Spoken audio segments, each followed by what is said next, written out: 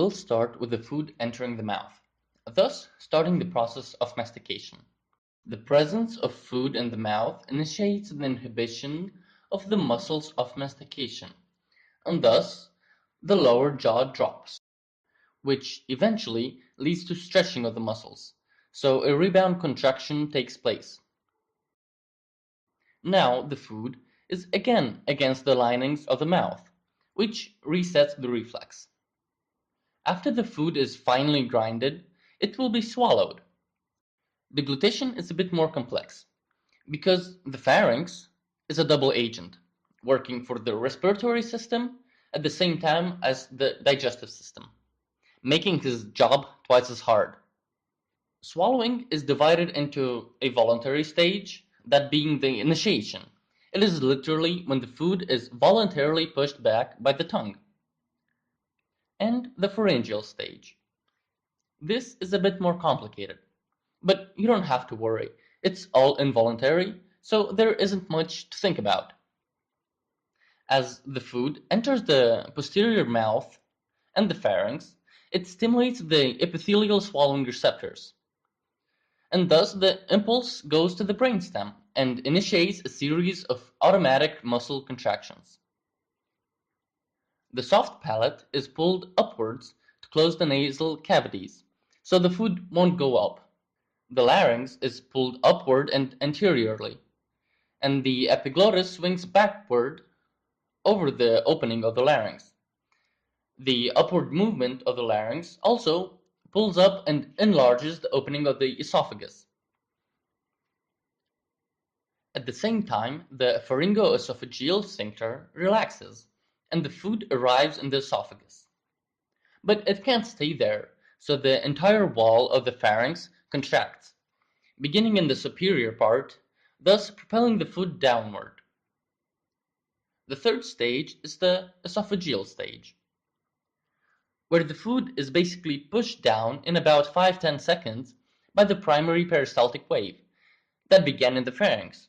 But in case some food is stuck in the esophagus, there is a second peristaltic wave that is generated by the mesenteric plexus, which communicates with the medulla through the vagus nerve.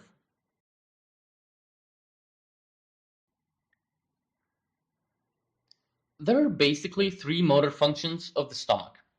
First, we got the storage function, which is literally keeping the food in the stomach.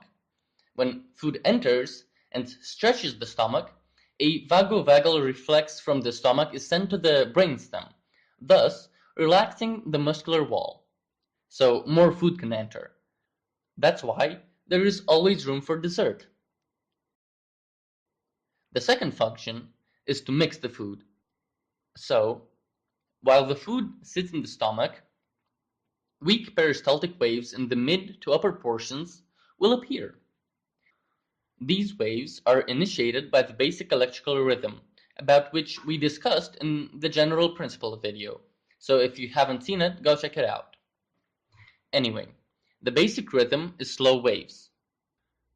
Approaching the antrum, they become more and more intense, providing the power for the full peristaltic action potential.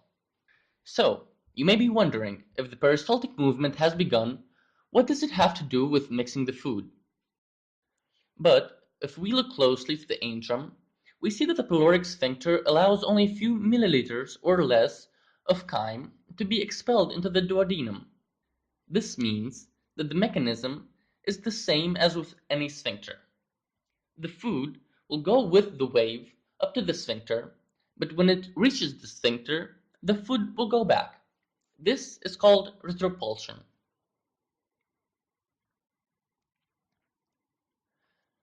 Finally, the third function, as expected, would be emptying. I do know the stomach has more functions, but we are looking only at the motor functions. When we talked about mixing the food, we talked about how small the pyloric sphincter is, and how hard it will be for the food to pass, and it seems impossible for food to pass down into the duodenum. But you see, for about 20% of the time, these contractions become more and more intense, being up to 6 times as strong as the peristaltic action potential that we have talked about. The pylorus muscle is called a sphincter because it's almost always partially closed. And I say partially because water and other fluids can pass. This means that the food must be transformed into chyme, this being a more fluid form of the food. The degree of the pyloric contraction is determined by some nervous and hormonal signals. You would think that eating a lot would create a lot of pressure in the stomach. Food would push down on the pyloric sphincter and it will pass much faster. Well, that's partially wrong.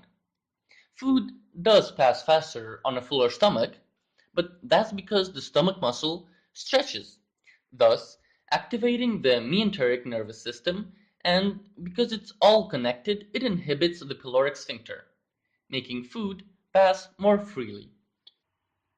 There are also some factors that inhibit stomach emptying.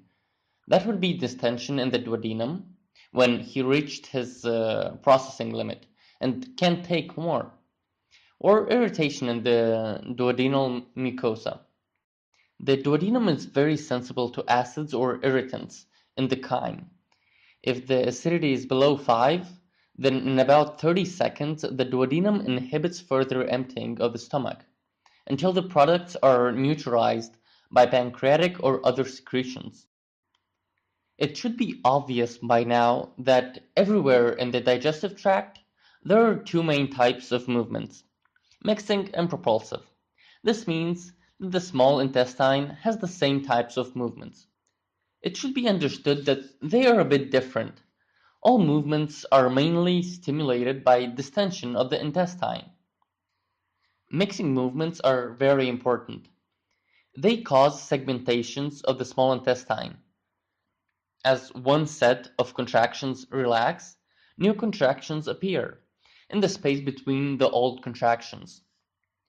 Therefore, these contractions chop the chyme 2 or 3 times per minute. This way, it's always mixing the food with the secretions.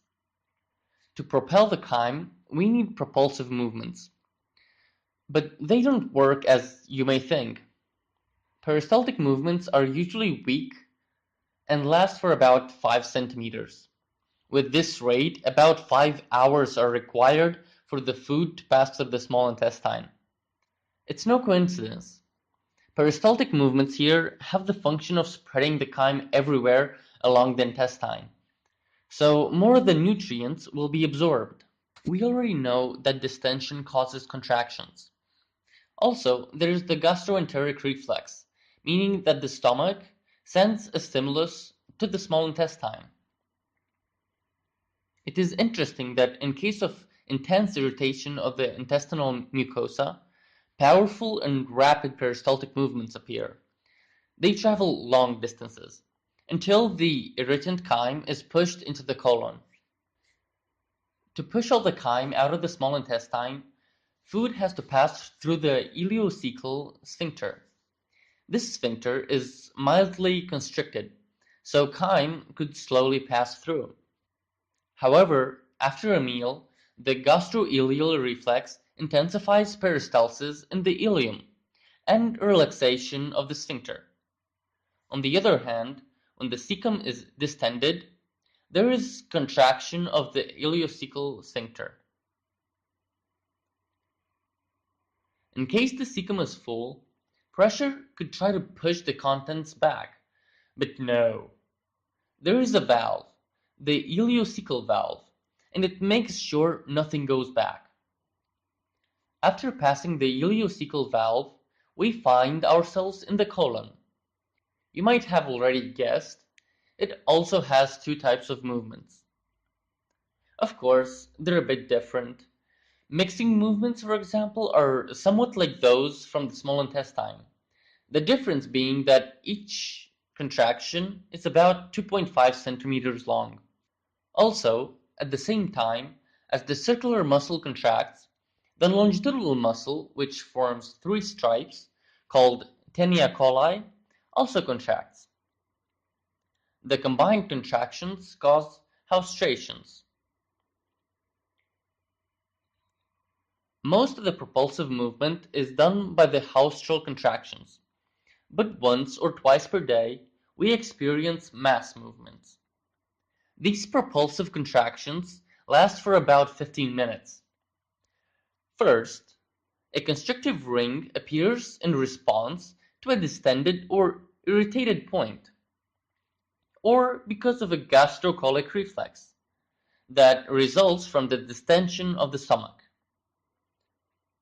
After this, 20 or more centimeters of colon lose their haustrations and instead contract as a unit, propelling the fecal matter in this segment. A series of mass movements persists from 10 to 30 minutes. If the mass movement has forced a mass of feces into the rectum, the desire for defecation is felt. Continual flow of the fecal matter through the anus is prevented by an internal sphincter and an external anal sphincter, the external one being controlled voluntarily.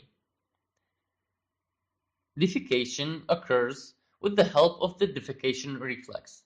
Usually, this means that pressure builds up in the abdominal wall by taking a big breath.